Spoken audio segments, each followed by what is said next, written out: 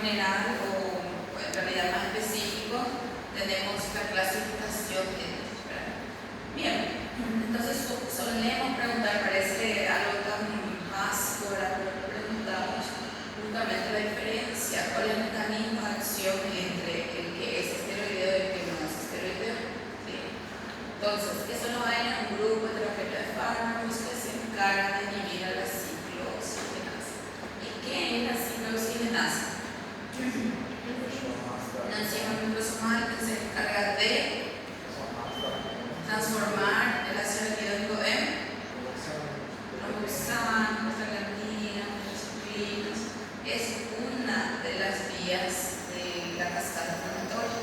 Tenemos también otra que es de la lipooxigenasa. ¿Sí? Bien. ¿Cuál es la característica o propiedades, por hecho, que van a tener las AINES? Las 4A. ¿Cuáles eran? Antiinflamatorio, antipirético, analgésico, antigrande, plaquetario. Cite las 4A de los AINES. Poniendo un punto cada uno. Ya es demasiado pedir. No, pero como ustedes ya saben, entonces pasamos, ¿verdad? ¿Qué? Ahora saber del examen no, ¿verdad? Entonces digo ya.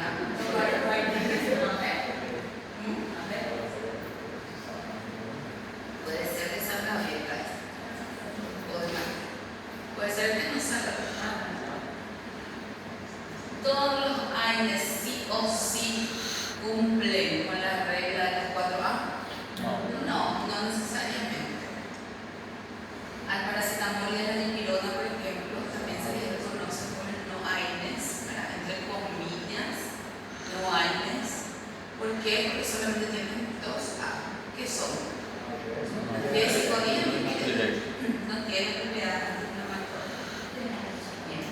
Sacar las 4A, importante para el examen. Puede ser. ¿Cómo vamos a clasificar a nuestros AINES? Vamos a dividirlos en aquellos que son ácidos y aquellos que no son ácidos. ¿Cuáles son los que no son ácidos? Les puedo citar paracetamol, dipirona, metamizol, acetaminofén, o solamente. Solo lo mismo, ¿verdad? Bueno, y después tenemos los que son ácidos. Los no ácidos son menos gastrolesivos. Cuando hablamos de paracetamol, al menos no va a tener efecto a nivel gástrico. Cuando hablamos de dipirona es menos gastrolesivo que ácido salicílico. Pero el más noblecito es el paracetamol. Luego tenemos aquellos ácidos, como dice su nombre, justamente ácidos que son muy gastrolesivos, principalmente los salicilatos, que son los más ácidos que todos y producen muchas reacciones gastrointestinales. La reacción adversa más frecuente de los AINES son gastrointestinales. ¿Sí? Entonces, siempre va a ser la primera opción del paciente de los AINES. Y algunos dicen, estudió tantos años y le costó tanto tener su diploma y su sello para recetar paracetamol al paciente, ¿verdad? Pero en realidad uno le está dando mayor beneficio dándole paracetamol que indicándole un glucocorticoide, ¿verdad? Porque ya hemos visto los glucocorticoides, sí, son buenos y todo lo demás, pero con muchas reacciones adversas. Aquí por lo menos gástrico es lo que le va a dar. Bueno, ¿qué son las ciclooxigenasas? Tema de examen, les pregunté y les puedo volver a preguntar. Son enzimas nucleosomales que se encargan de inhibir, de convertir el ácido ribonucleico en prostaglandina y tromboxano en forma general. ¿Dónde se encuentran ellos? Y enfatizando principalmente por su efecto protector en el estómago. Por eso ellos, principalmente la COX-1, ¿Qué era la COX-1? ¿Constitutiva o inducible? ¿Qué significa eso? Que siempre va a estar en el organismo y tiene un efecto protector gástrico porque estimula la liberación de mucina del moco y de bicarbonato. Entonces se disminuye la acidez gástrica y aparte forma esa película protectora a nivel gástrico. Eso es perfecto. A nivel del riñón provoca vasodilatación, tenemos mejor flujo a nivel renal, entonces también va a ser un protector renal. Y a nivel de las plaquetas promueve la agregación plaquetaria, ¿verdad? Que en algunos casos puede ser peligrosísimo, vamos a ver más adelante, ¿verdad? Bueno, entonces la COX-1, tema examen, pregunté y puedo preguntar otra vez. ¿Por qué? Porque no hay algo más importante que pueda preguntar hasta acá, ¿verdad? Hasta acá. La COX-1 es la constitutiva, significa que siempre se encuentra en función de objetos. Cualquier golpecito que nosotros tengamos y haya una mínima liberación de fosfolípidos, la COX-1 va a estar ahí para reparar, ¿sí? Y luego tenemos a la COX-2. ¿Cómo también se le llama la COX-2? La inducible, propia de los efectos desencadenados por el proceso inflamatorio. Y quienes nos van a llamar, es como si fuera la policía, le llamamos cuando hay algún caso que nosotros no podemos solucionar, o algún bombero, ¿verdad? No puedo contener esto, venía a ayudar. O sea, quienes nos van a inducir justamente los mediadores químicos de la inflamación, interleucina, interleucina, este tipo de síntomas. ¿Sí? Tema del examen. Todos los AINES inhiben de forma reversible a las COX, excepto la de las.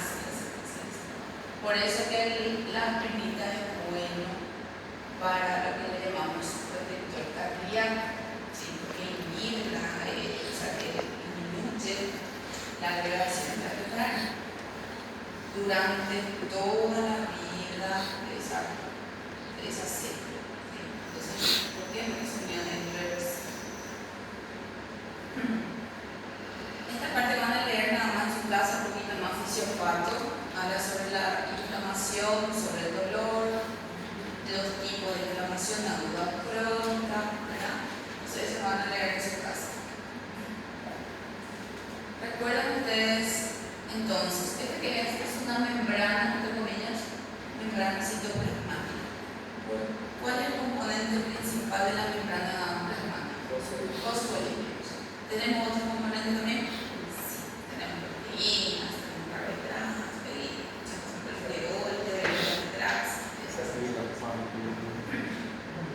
cuando hay un daño mínimo, lo que se va a liberar justamente de la membrana son entonces fosfolípidos. ¿Sí? ¿Por qué? Porque es el componente principal de la membrana. La membrana se dañó, liberó fosfolípidos. Estos fosfolípidos, mediante una enzima que es la fosfolipasa A2, van a transformarse en ácido araquidónico. ¿Sí? ¿Quién inhibe a la fosfolipasa A2? Como antiinflamatorios. Son antiinflamatorios que inhiben, muy potentes, inhiben a la fosfolipasa A2. Los corticosteroides. Entonces ahí tenemos principal diferencia. Con mi AINES yo inhibo esta cascada de la inflamación. Me queda la de la lipocigenasa para reparación. Pero con los glucocorticoides yo inhibo acá arriba. Las dos vías de la cascada inflamatoria son suspendidas. ¿Sí? Entonces, sí, son muy potentes, antiinflamatorios y demás, pero de ahí vienen los problemas de su uso, principalmente el Crohn. Siguiendo entonces, vamos a ver fosfolipasa 2 acciona sobre fosfolípidos, tenemos ácido araquidónico. ¿Quién va a actuar sobre el ácido araquidónico? Las ciclooxigenases. Primero hablando de la constitutiva, la COX-1, que siempre va a estar en el organismo. ¿Sí? Vamos a suponer que esta lesión fue mínima, chiquitita. ¿Sí? ¿Qué va a pasar? Se va a empezar entonces a sintetizar a través de ese ácido araquidónico tromboxanos, prostaglandinas y un tipo en específico de prostaglandina que llamamos nosotros también prostaciclina. ¿Sí? Entonces ahí tenemos diferentes efectos que vamos a ver dependiendo del órgano en el cual va a suceder este proceso. Entonces, tromboxanos, ¿qué van a hacer? Aumenta la vasoconstricción y aumenta también la agregación de la pestaña. ¿Para qué esto es importante? Para la coagulación. Para la lactancia. Estamos ahí muy bien.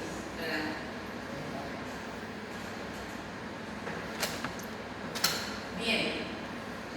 Entonces, aumenta la agregación planetaria, aumenta la vasoconstricción. ¿Para qué? Para disminuir, por ejemplo, un sangrado. Generalmente cuando hay una lesión puede haber sangrado, agregamos la agregación planetaria. Luego, producción de las prostaglandinas, dependiendo de cuál sea, porque tenemos muchos tipos de prostaglandinas, vamos a tener vasodilatación para equilibrar con esa vasoconstricción. Todo en el cuerpo del organismo es un equilibrio, ¿verdad? Entonces uno va a contraer y el otro va a tratar de relajar. Entonces así vamos a estar. Y ese efecto a nivel del ducto arterioso también es muy importante, por medio de las prostaglandinas, porque mantiene abierto el ducto arterioso en los niños, en los bebés, ¿sí? Entonces es importante. Las prostaglandinas también se encargan de generar la sensación del dolor, ¿sí? Y también de fiebre. ¿Qué va a pasar en el útero gravídico? Aumenta el tono uterino. Pero lo que más nos importa justamente va a ser ahora la acción de la prostaglandina con prostaciclina en el estómago, a nivel renal, ¿sí? Y por ende también a nivel cardíaco. ¿Qué va a hacer entonces la prostaciclina? Ejerce un factor protector gástrico. ¿Por qué? Porque estimula la prostaglandina, vaya a las células gástricas, las células que son productoras de glucosa y de bicarbonato, las estimula, entonces se libera bicarbonato a la luz gástrica que neutraliza el ácido clorhídrico y la mucina se deposita alrededor del epitelio gástrico. Protector gástrico, ¿sí? COX-1. Luego tenemos a nivel renal que va a ser vasodilatación, principalmente la arteriola aferente, entonces hay mejor flujo, mejor filtración glomerular y esto va a repercutir, claro, también a nivel cardiovascular, ¿sí? A nivel cardiovascular también con las prostaciclinas disminuye un poquito la agregación plaquetaria. Hay un equilibrio, ¿sí? Bien, ese es COX-1. Ahora, ¿qué va a pasar para que se active COX-2? Bueno, mayor daño, mayor fosfolípidos liberados, mayor ácido araquidónico transformado, mayor número de tromboxanos, mayor número de prostaglandinas, prostaciclinas, y ahí se activan otros mediadores de la respuesta inflamatoria que van a ser, por ejemplo, las interleucinas diferentes, tipo de interleucina, fotointerleucina, tipo de citoquinas. Estos son los que van a activar a la COX-2. Por eso a ella nosotros le llamamos inducible o inducita, si se le llama a ella, ¿sí? ¿Y qué va a hacer justamente la COX-2? Principalmente actuar sobre la vasodilatación, el dolor y la fiebre, ¿sí? Que va y viaja estas 100 mediadores a través de la sangre, se activan también o se liberan estaminas y demás. Esta vasodilatación aumenta la permeabilidad capilar, ¿sí? Entonces la sangre puede llegar mejor hacia el lugar del daño, de la lesión, ¿sí? Los glóbulos rojos, los glóbulos blancos, el líquido, ¿sí? Extravasa hacia el lugar del daño y ahí vemos nosotros los signos cardinales de la inflamación. ¿Cuáles son ellos? Calor, rubor, tumor. Ahí tenemos. Acá vamos a tener una vasodilatación justamente por acción ya del COX-2, en donde vamos a tener, aparte de eso, más dolor, más fiebre, vasodilatación. Todos los componentes de la línea sanguínea migran hacia el local en donde hubo el daño y vemos todo entonces lo que son los signos de la inflamación. Este es probablemente se cayó de la escalera, se torció el tobillo, como le decimos, un esguince, y aparece con dolor, con inflamación, edematoso, enrojecido y probablemente pierda el movimiento o la función en esas, ¿sí? Son los signos. Bueno, entonces, ¿qué nosotros vamos a hacer con nuestros aires? Principalmente, aliviar el dolor y tratar la inflamación de ese paciente. Si tienen fiebre, calmamos o mejoramos o disminuimos la temperatura del paciente, ¿sí? Eso es principalmente. Bien, hasta ahí todo claro, ¿verdad? Recuerden muy bien siempre los efectos protectores, porque muchas veces eso vamos a perder cuando usamos aire. Bueno, esto van a leer en su casa, las respuestas vasculares, ¿verdad? Que aumenta la permeabilidad vascular y todo eso va a generar los signos de la inflamación. ¿Sí? Bien. Todo esto van a leer después.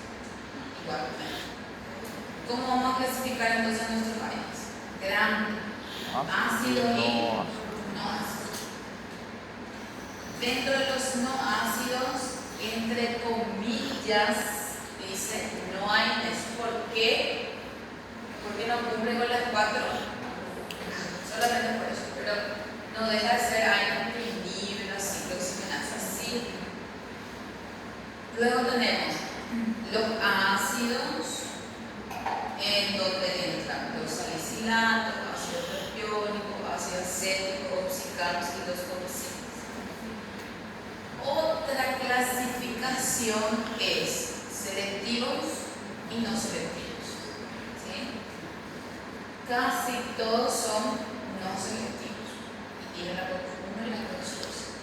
Los selectivos para COX-2 sí o sí son los COX-6 y entra una excepción acá, que es el minoxidil, que es más selectivo para COX-2. ¿Sí? Entonces entra como selectivo. Entonces les pido en el examen, cite, hay un selectivo para COX-2, eso sí me pueden citar, hacerle COX-6, no COX-6, se olvidaron de la COX-6 y colocan meloxicam, está bien. Si les pido para completar, me colocan fármacos sentido para COX-2, me colocan meloxicam, está bien. Si les pongo para marcar, también está bien, ¿verdad? Para justificar la de falsa, completa el cuadro, parea, pero si me ponen piroxicam, está mal, ¿verdad? Pues está bien también. Piroxicam es selectivo para COX-2 también. No. Solo meloxicam y el resto de los COX-6. selectivo para COX-2. Entonces tenemos ácidos, no ácidos, selectivos, no selectivos. De las dos formas, si me clasificas, está bien. ¿Sí? Muy bien. Entonces, yo puedo bloquear la vía de la ciclooxigenasa con ARNs con los fármacos que no son selectivos, que van a bloquear tanto a la ciclooxigenasa 1 como a la 2. Voy a tener, por bloquear a la 2, principalmente disminución del dolor, voy a tener efecto antiinflamatorio muy bueno, voy a disminuir la fiebre, incluso también del paciente, ¿verdad? Pero también voy a perder los efectos protectores de la COX-1. ¿Cuáles son los efectos protectores? ¿Dónde voy a encontrar principalmente? En el estómago. ¿Qué voy a hacer en el estómago? Inhibo la secreción de muco de las células gástricas, inhibo la secreción de bicarbonato, entonces hay más acidez y menor protección. Y entonces, como muestra acá la imagen, hay un daño hacia el estómago, porque cuanto más ácido es el aire es peor, ¿sí? Entonces puedo generar un daño a nivel gástrico, por eso es gastrolesivo, y a nivel renal voy a hacer vasoconstricción porque se pierde el efecto vasodilatador, disminuye el flujo hacia el riñón y este entonces puede salir perjudicado, ¿sí? También puedo perder la acción de agregación planetaria. Esto puede ser beneficioso para pacientes, ¿verdad?, con insuficiencia coronaria, con enfermedad arteriosclerótica, ciertas cardiopatías, ¿verdad? Disminuye la agregación planetaria. Esto puede ser bueno, ¿sí?, para ciertos pacientes. Si yo doy de las embarazadas un AINE, hay que tener en cuenta que al bloquear COX-1 yo voy a perder la abertura del ducto arterioso. Puedo cerrar, entonces puede ser peligroso para el bebé, ¿verdad? Porque necesita mantener ese conducto abierto al menos mientras esté en la pancita de la mamá. Ahora, si nace y el ducto arterioso está abierto, ahí podemos darle signo, ahí no está cerrado, tiene que cerrarse por lo menos a las 24 horas ya se cierra, ¿sí? Entonces, si no se cierra en este periodo, tengo que ayudar, ¿sí? Bueno, entonces esto también es temita de examen, ¿verdad? A veces yo quiero pedir en el examen, la verdad, explica por qué es gastrolesivo. A veces por falta de tiempo para corregir y de las letras árabes de algunos, ahí se pone difícil, ¿verdad? Porque yo me quedo mirando, ¿será que le considero? ¿Será que no le considero? Entonces va a ser objetivo. Muy bien.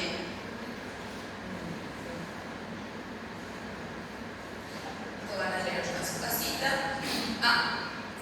Bloqueo COX-1 y COX-2, entonces tenemos efecto beneficioso de calmar dolor, antiinflamatorio y antifebril principalmente, y la agregación plaquetaria disminuida, que también es beneficioso para algunos otros pacientes, pero perdemos los efectos COX-1 que es a nivel gástrico, ¿sí?, y a nivel renal y demás.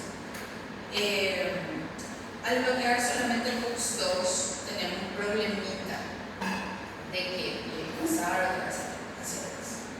Bueno, solamente voy a bloquear COX-2, entonces tengo disminución del dolor, principalmente todo lo que son los pilares de la del dolor, principalmente del tumor, ¿verdad?, esa inflamación, ese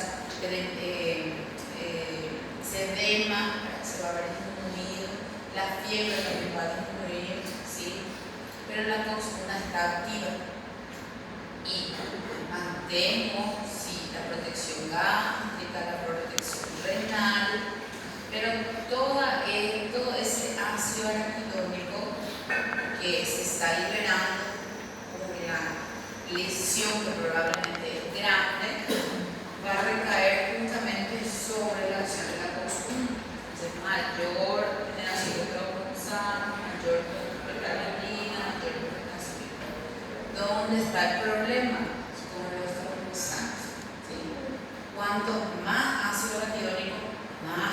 usamos, más vasoconstricción, más agregación plaquetaria. ¿En dónde está el problema? En pacientes cardiopáticos, que tienen patologías cardíacas, patologías de pacientes que tienen alguna patología arteriosclerótica que le llamamos, ¿verdad? Pacientes que tienen una insuficiencia coronaria. ¿Qué puede hacer ese aumento de la agregación plaquetaria, esa vasoconstricción? ¿Qué puede formar? ¿Puede formar? No. Y puede ser malísimo para el paciente que ya tiene alguna patología cardíaca de base. Y es por eso que los selectivos se contraindican en los pacientes cardiopáticos. ¿Sí? Pacientes con insuficiencia cardíaca, todo lo que es cardio, se contraindica por eso, ¿verdad? Entonces, para llevar en cuenta eso. Bien. Ahora sí, hasta ahí estamos tranquilos, ¿verdad? Sí. Todo lo que hablamos hasta ahora es tema de examen. Y lo que calculamos a veces, no. Calculamos. Bueno, entonces hablando ya de los inhibidores no selectivos de la DOX, vamos tomando derivados del ácido salicílico, los salicilatos. Solo uno vamos a estudiar ahí, que es la aspirina. Como también se lo conoce la aspirina y su cáliz, ácido salicílico. En el examen donde sale uno o dos es lo mismo. ¿Cuál es la característica de la aspirina? Inhibe, acetila e inhibe de forma irreversible a las OX. Ella es muy gastrolesiva, es muy ácida, ¿sí? Entonces su reacción adversa principal va a ser a nivel gastrointestinal, ¿sí? ¿Y para qué es buena la aspirina? En general, ¿para qué son buenos los AINES? Para los dolores de leve a moderado. Leve a moderado, AINES es muy bueno. Cualquier tipo de dolor, ¿sí? Para las inflamaciones, para las dolores artralgias, también son muy buenos. Después tenemos en específico. Para las dismenorreas, también es bueno. Y así sucesivamente. Bueno, la aspirina tiene las 4 A.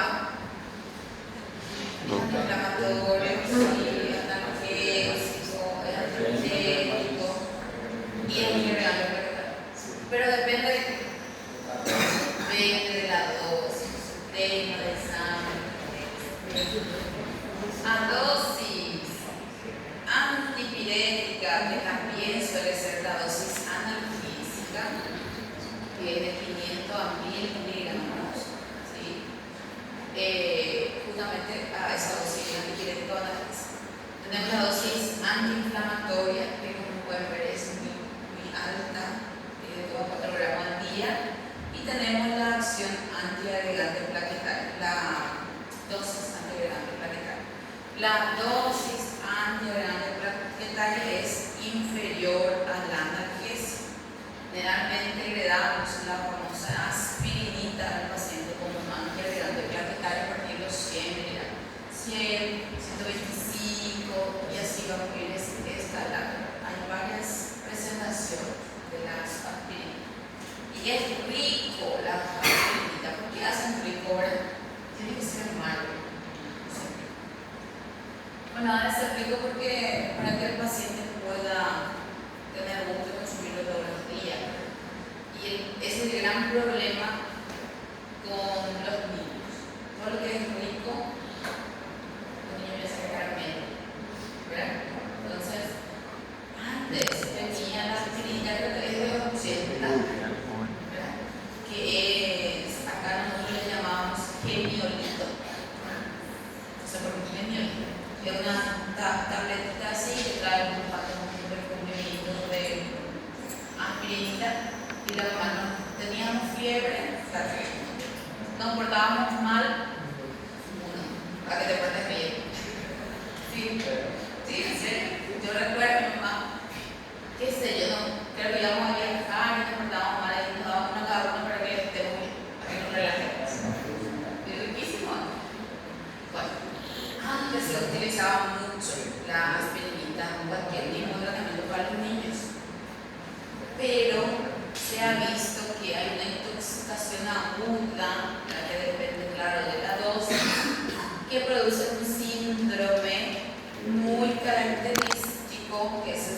de relleno, que es en realidad una encefalopatía grave, ¿verdad? Que se presenta justamente con deterioro del estado general, ¿verdad? El paciente empieza a estar sonoliento y los vómitos, náuseas y vómitos que son muy abundantes, ¿verdad? Es muy importante. ¿Sí? En niños, estos son en niños, ¿sí? Bueno, recomendación dice entonces ya vimos las dosis acá, o sea que dependiendo de las dosis, ellos tienen las 4A, la contraindicación principalmente es en niños, ¿sí? Por el síndrome de Reyes, y en personas que ya tienen alguna patología gástrica de base también, porque ella es muy gastrolesiva. ¿Y para qué se recomienda? Para el dolor moderado, para diferentes tipos de cefaleas, ¿sí? Cefalgias que le llamamos, para las mialgias también son buenas, ¿verdad? Para los dolores de muela, a nivel odontológico, para las artralgias también son muy buenas. Antes de recomendar un corticoide al paciente siempre se dice 1 año. E incluso se hace la terapia alternante para no dar forma crónica corticoide, le intercambiamos corticoide, para ser menos agresivo con el paciente. Y también para la dismenorrea. Y uno de sus usos principales es como antiagregante, no en cualquier persona, en pacientes que tienen o son propensos, ¿sí? A tener algún, ¿cómo se dice? Sí, se me fue la palabra. Pacientes que tengan riesgo de tener una obstrucción a nivel de sus vasos.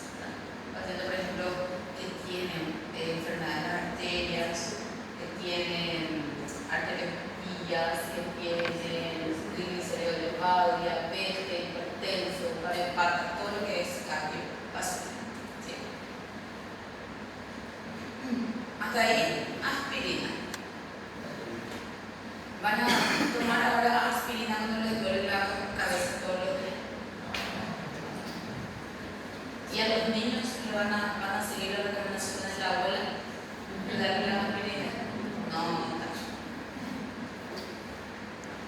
Bueno, luego tenemos derivados de los paraminofenoles. Ahí está nuestro queridinho, nuestro, ¿cómo se llama?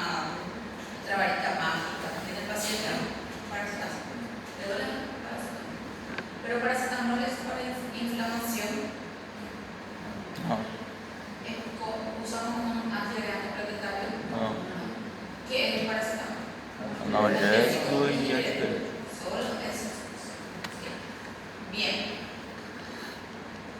Con los paraminofenoles tenemos entonces ahí el paracetamol, o también llamado acetaminofeno, y tenemos un fármaco muy queridillo para las vías urinarias, que es la fenazopiridina. La fenazopiridina es un analgésico que se suele asociar con un antibiótico. ¿Sí? ¿Para qué?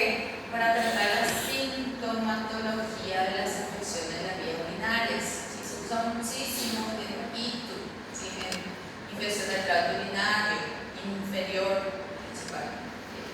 O sea, noten sobre la fenazopiridina, es importante. ¿Sí? ¿Hay una prueba así? Entonces no va a caer ahora. Puede ser que no tengo otras. El tema es que no hay todo lo que les pregunté es lo que está en la presentación, ¿verdad? No voy a inventar una pregunta, voy a cambiar la forma de preguntar. Bueno, entonces la fenazopiridina se utiliza asociada a antimicrobianos, antibióticos específicamente en el tratamiento sintomático de la cistitis, prostatitis y uretritis. Acá en la farmacia hay la fenazopiridina sola y hay la que viene con el antibiótico. A veces la persona en vez de ir a consultar se va a la farmacia,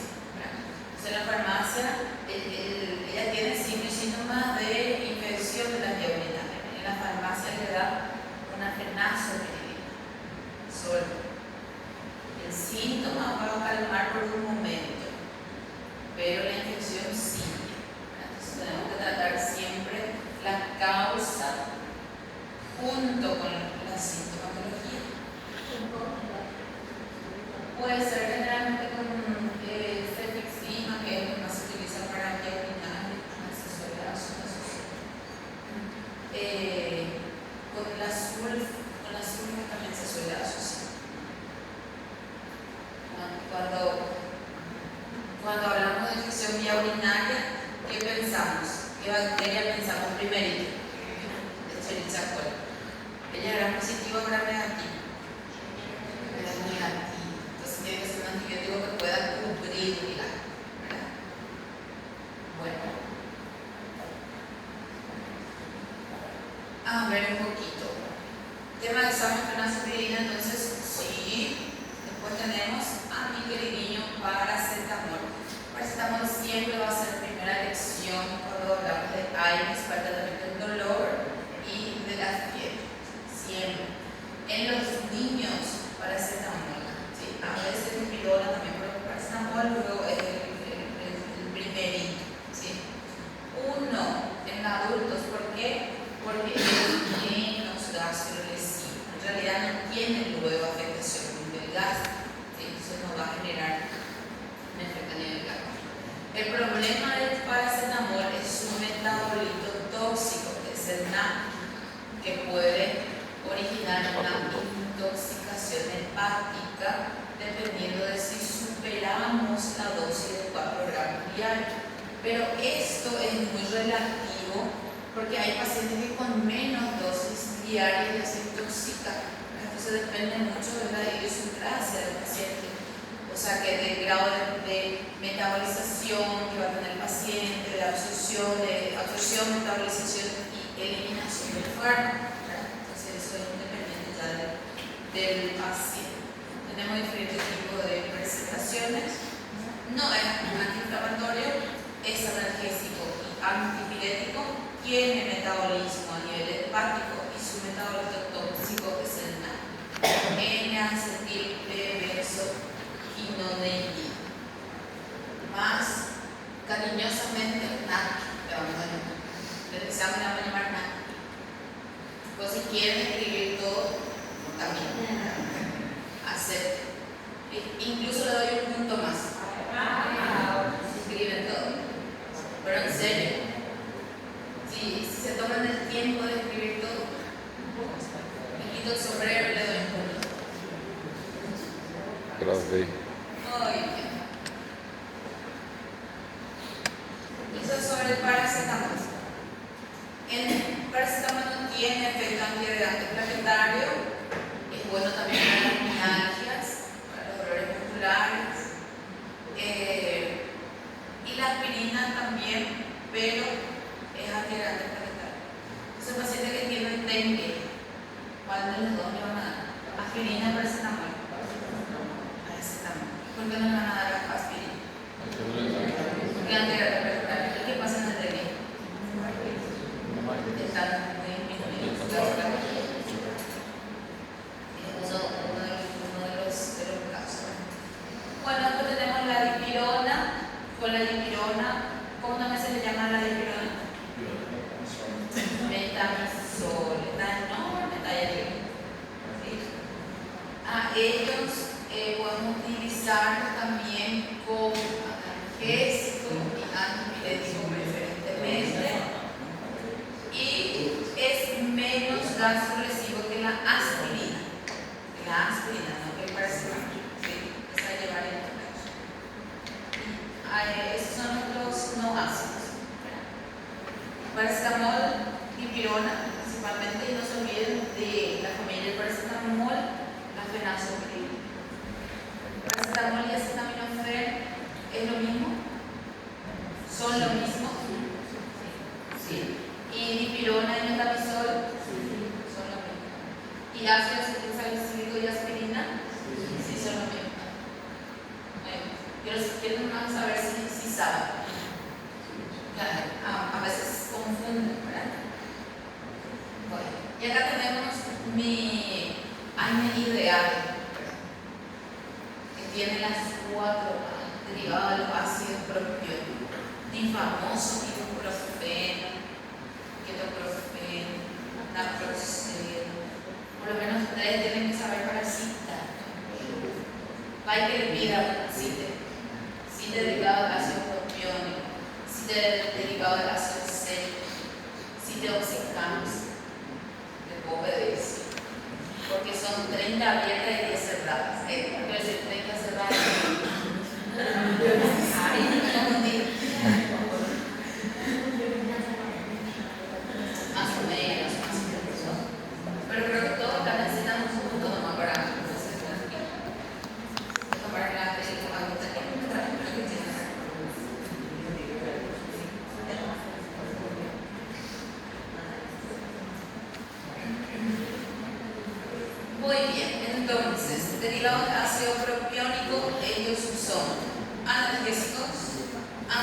antiinflamatorios, antipirético y antiagregante plaquetario. Tienen las cuatro menos antiagregante plaquetario, pero tienen también ese efecto. Los tres prevalecen más, ¿sí? Y van a poder citar y saber que ellos tienen menos efectos adversos que los salicilatos. Entonces, los primeritos en reacciones adversas dentro de los AINES, aspirina. Los salicilatos, ¿sí? Entonces, a llevar en cuenta eso.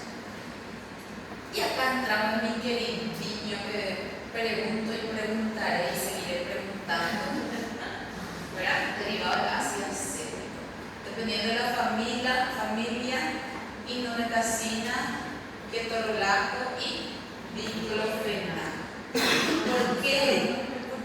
Queridillo, porque va a tener cierta característica cada uno de ellos y siguen siendo de la misma familia, ¿verdad? Eso deriva de la asociación. La indometacina es un potente antiinflamatorio, tiene menos efecto analgésico y menos efecto antipirético, ¿sí? Y es muy eficaz en artritis reumatoide, ¿sí?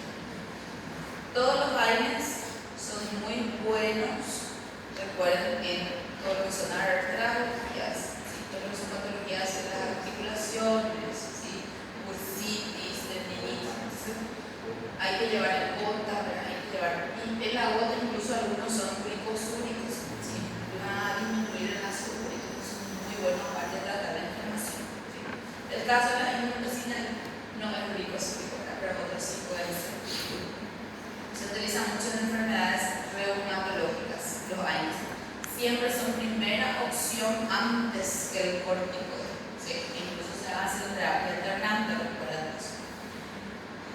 El segundo fármaco de la familia, ketorolaco. Recuerden, es ketorolaco, no ketorolaco. ¿Entienden? El ketorolaco es analgésico, no tiene propiedad antiinflamatoria, analgésico solamente. Se utiliza muchísimo en oftalmología, son muy buenos, ¿sí? En el humor, vidrio, pero súper bien, son buenos. Se utiliza también en el postoperatorio, se utiliza muchísimo.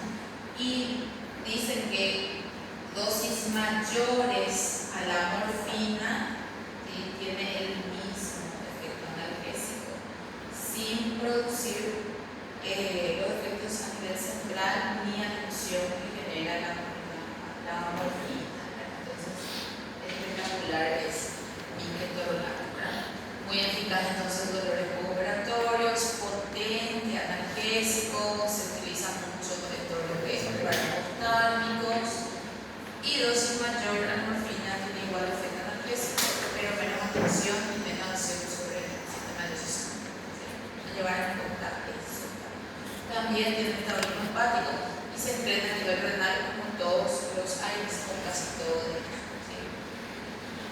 Y por último tenemos diclofenaco. Diclofenaco es antiinflamatorio, es el más potente. Y si vamos a elegir uno de estos derivados del ácido acético para las artritis y demás, va a ser el diclofenaco. Para cólicos renales también elegimos diclofenaco, ¿sí? Se aplica muy bien vía urinaria, es muy bueno como antiinflamatorio, ¿sí? Para llevar en cuenta. En el postoperatorio también se puede utilizar en todo lo que es patologías a nivel de las articulaciones, artritis, artrosis, tendinitis, bursitis, son muy buenas. Se las elige a ellas y no se olviden de los cólicos renales. El paciente llega con un cólico renal, lo primero que le vamos a indicar es un diclofenaco, ¿sí? Porque son muy buenos para estas. Muy bien, hasta ahí tranquilo, ¿verdad? Está fácil. Ya se están recordando del nuevo. Ah, sí. Ahí en el examen les va a venir todo. De todos lados va a venir la información de esa. No, pero es bueno que tenga la información de los datos.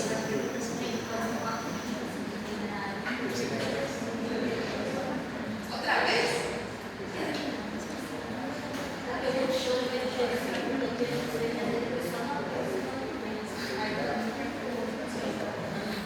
Bueno, entonces vamos con un derivado de la acción teórica de mis oxidantes.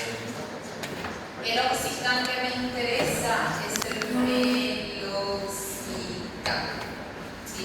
¿Por qué? Porque él tiene una selectividad más alta por costos. Se le puede llamar selectivo para costos. Ellos tienen las 4A, analgésico, antiinflamatorio, antipirético, un poco antiagregante. Se utiliza mucho para tratamiento agudo, cualquier tipo de acción de impulso con inflamación, dolor y demás. También se utiliza mucho en las dismenorreas, ¿sí? El cólico puntual, se utiliza mucho. Entonces el meloxicam no se olviden de estudiar. Y por último tenemos a los coxidos. Celecoxib, rofecoxib, heterocoxib. El único que tenemos ahora es el celecoxib. El rofecoxib fue retirado o sea que no se usa más porque los pacientes llegaban a óbito por infarto, les daban un infarto miocárdico. Justamente por lo que estuvimos hablando anteriormente, ¿verdad? Más tromboxanos, más vasoconstricción, más agregación planetaria. ¿Por qué? Porque solo bloqueamos COX-2, bloqueamos COX-1. Problemas en pacientes cardiopáticos. Entonces, cuidadito con los COX-6. Entre los dos, entre los COX-6 y el derivado de la acenólico que es mi meloxicam, el meloxicam, recuerden, se considera selectivo para COX-2 porque tiene afinidad hacia él, pero también bloquea un poco la COX-1, entonces es menos riesgoso que el COX-6. Entonces, a la hora de estar selectivos, igual entra meloxicam, a pesar de todo. Bueno, el efecto adverso que vamos a encontrar justamente son los gastrointestinales. ¿Por qué? Porque vamos a perder la protección gástrica, puede aparecer afectación renal también. ¿Por qué? Porque perdemos la protección. Puede aparecer también, ¿qué más? Ayuden ustedes. Que pueden aparecer más también como efecto adverso. Me fui a otro lado. Gastropatías. En embarazaditas, cerramiento arterioso. En pacientes que tienen, déjame mirar,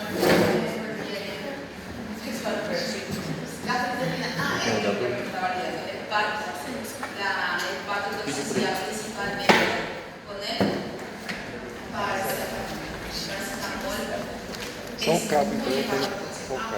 A pesar de que es más noble y demás, el problema del paracetamol es que muchas veces el paciente no entiende la indicación dada, entonces toma de más o las dosis, supera la dosis diaria y pasa mucho en pacientes con dengue, principalmente porque el dengue duele muchísimo, la mialgia no pasa, no sé dónde se paciente empieza.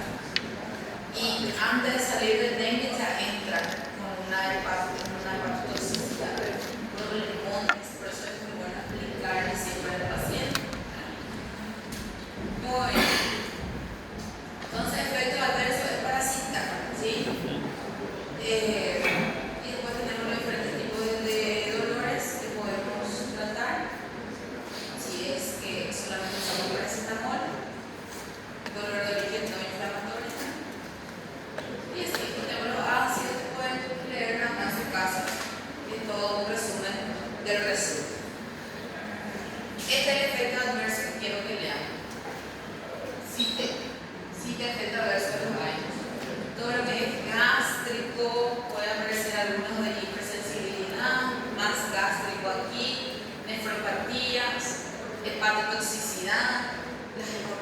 ampollas, ¿verdad? Por la disminución de la reacción plaquetaria. La aspirina aumenta la reabsorción de sodio y agua, también se ha visto, entonces puede generar hipertensión arterial o función cardíaca, también a la larga, entonces todo esto parasita. Y por último, de AINES. AINES tienen mucha afinidad por proteínas plasmáticas y pueden disociar a otros fármacos que están unidos a esas proteínas. Entonces hay que tener cuidado, combinar los fármacos, principalmente con los hipoglucemiantes, con los antihipertensivos, incluso con los corticoides. ¿Sí? Hay que tener cuidado, porque ellos van a competir todo. Nadie sabe qué está pasando. Entonces, a tener cuidado y leer un poquito entonces sobre las interacciones farmacológicas.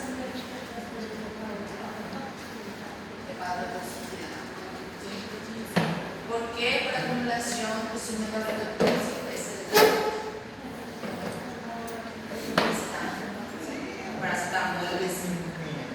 Y las indicaciones, una larga lista.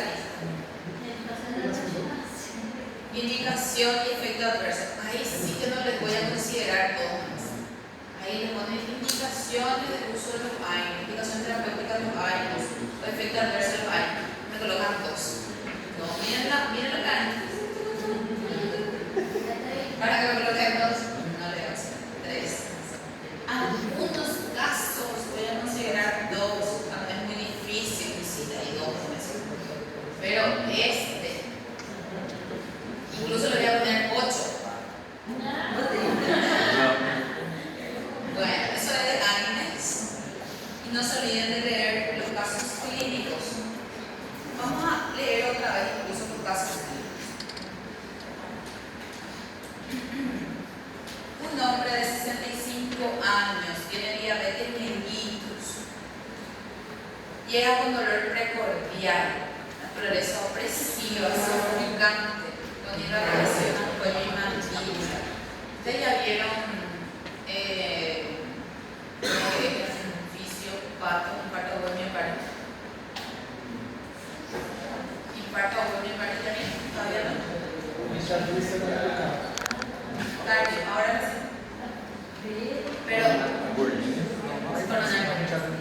Pero podrían ustedes ya identificar entonces un signo y síntoma de un infarto agudo. Entonces tenemos dolor precordial que es opresivo. Si ella decía urente,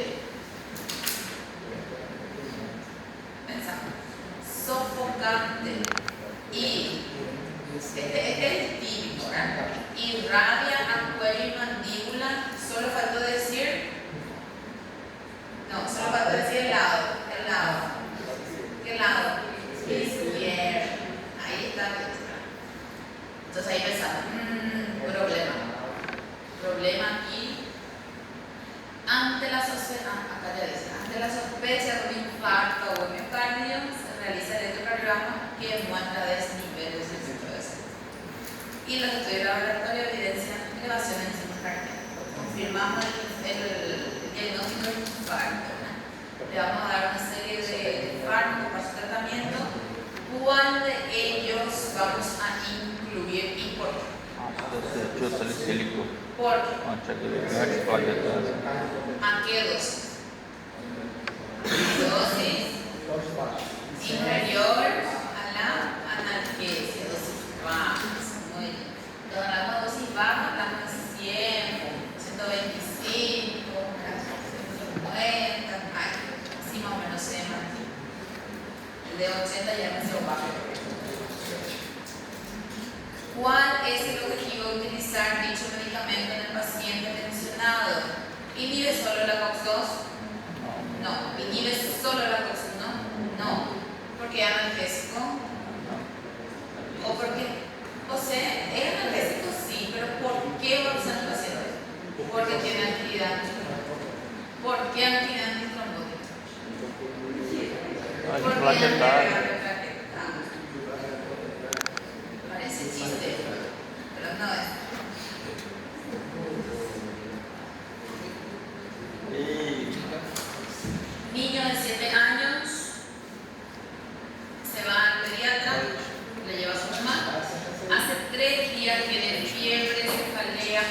fatiga, malestar y el médico lo diagnostica con viruela. ¿Cuál sería el aire antipirético más indicado? Paracetamol.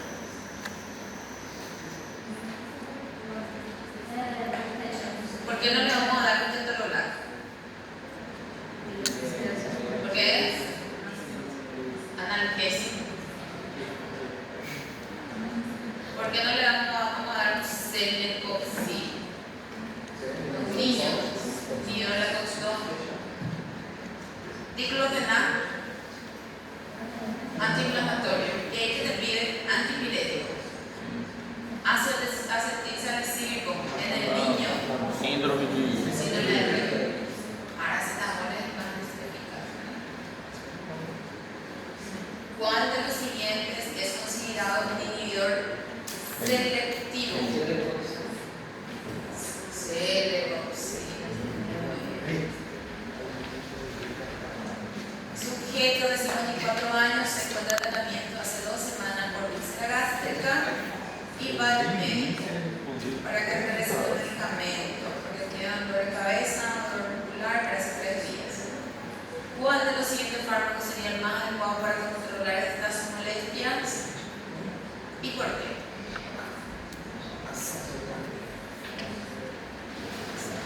Acetaminofén. ¿Cuál es el que va a ser muy bueno para este paciente que Paracetamol. menos pueda lesionar su mucosa gástrica? Paracetamol. ¿Cómo también le llamamos? Paracetamol.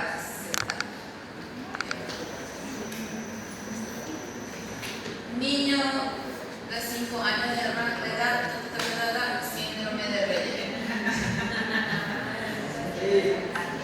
¿Cuál de los siguientes fármacos es el más probable de tener?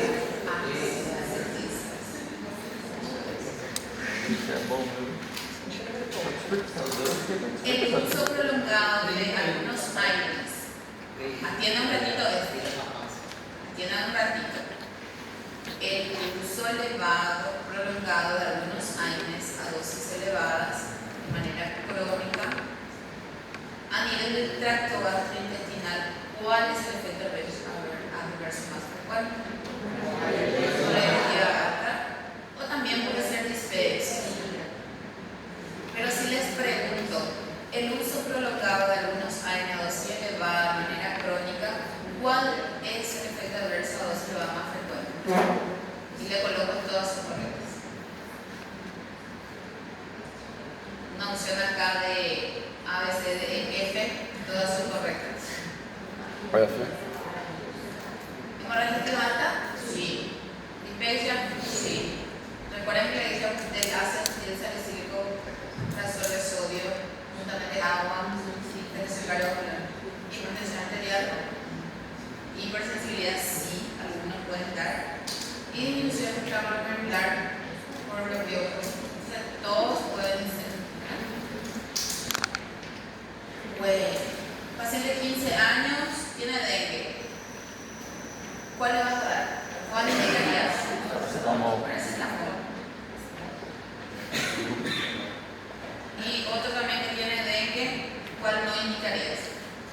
Ácido acetilsalicílico. AINES se utiliza en dolores postoperatorios preparados farmacológicos para conjuntivitis. Todo en el inicio, ¿verdad? ¿Por qué no se utiliza AINES en pacientes con dengue? Relación de los... cambiamos la pregunta, ¿verdad? La acción de las prostaglandinas a nivel renal. No. ¿Por la acción de las prostaglandinas a nivel del estómago? No. ¿Por la acción de los trombosanos? Sí. Y último de esta parte. Este entramos este fue un debate en el P1, pero si vos no colocaste esto, yo dije en la clase. Mujer de 62 años tiene artritis reumatoide 15, cronicísimo. Acude al servicio porque tiene hematemesis. ¿Qué es hematemesis? Hematemesis.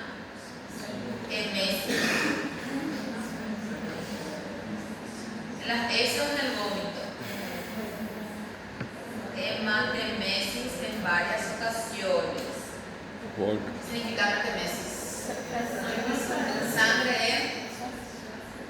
¿Cómo se llama la sangre en las veces?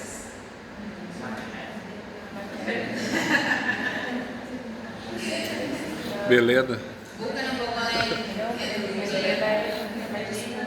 melena, sangre en heces es melena. Y hematemesis significa emesis. Vómito. Vómitos con sangre en varias ocasiones, así como evacuación de color negro.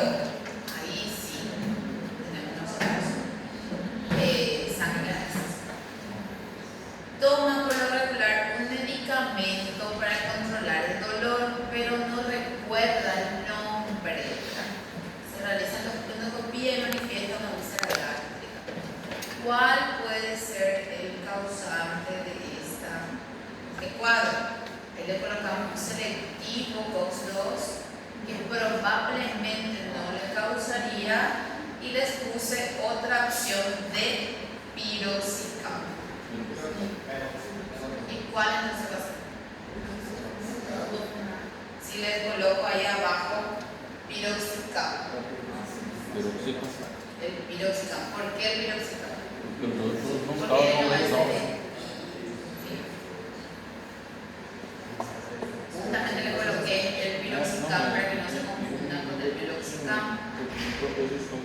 Voy a colocar otra también. Bueno.